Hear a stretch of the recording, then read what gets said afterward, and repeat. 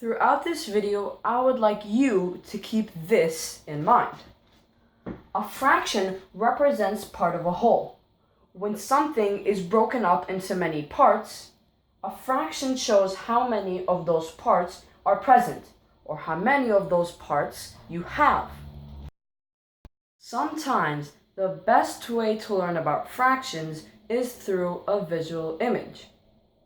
Let's analyze these shapes on the board to see how a whole circle can be split up into equal parts. Shape number 1 is a whole circle. Only one part of it is shaded and there is only one part. This is a whole, represented like this, with the number 1. On to circle number 2. This is equally split up into two different parts. Only one half is shaded. This is a half part. The fraction 1/2 best represents this shape.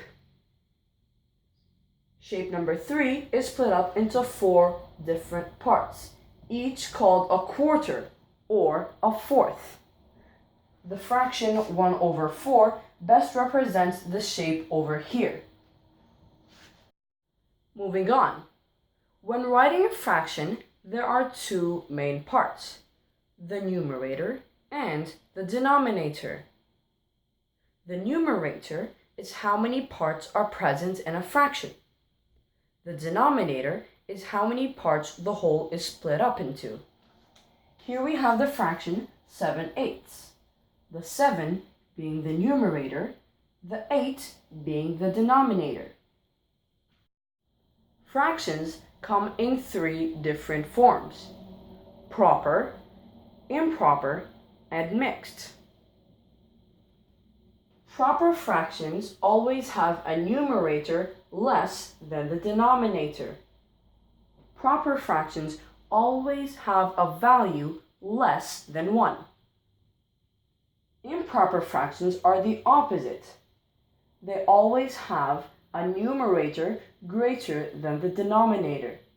They always have a value greater than 1. Mixed fractions have a whole number attached to a fraction. Here we have 5 2/3. Like decimals, fractions can be attached to whole numbers. Now here's something that's probably not discussed much during math class at your school or institution. It is a reciprocal fraction. Much like you right now, I was scratching my head trying to figure out what in the world a reciprocal fraction was when I was first introduced to it. Turns out, it's basically a fraction turned upside down. I'll show you what I mean right now. Here we have the fraction 3/4. To reciprocate it, it would look like 4/3. Now, I have no idea what reciprocal fractions are used for in mathematics. Maybe teachers use it to confuse and torture children during tests. I don't know. I looked up online and apparently it's used for dividing fractions. You can check out the website I will put in the link in the description for more information. Finally, we are at the topic of decimals and percents. When a decimal point is used in a number, the digits right of the decimal point is a type of fraction. Depending on the place value, it can be a tenth, a hundredth, a thousandth, and so much more. Here we have the decimal 3.67, 0.67 being the type of fraction. In fraction form, this would look like this: 67/100, or 67 hundredths. Percents are also a type of fraction. Percents always have a denominator of 100. So if we're saying 50%, it's just like saying 50 hundredths. These two are equivalent.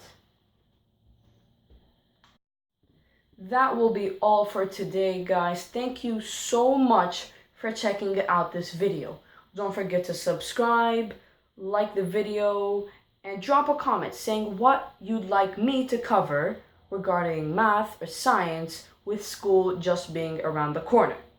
Don't forget to check out the printable worksheets in the link in the description. See you guys in the next one.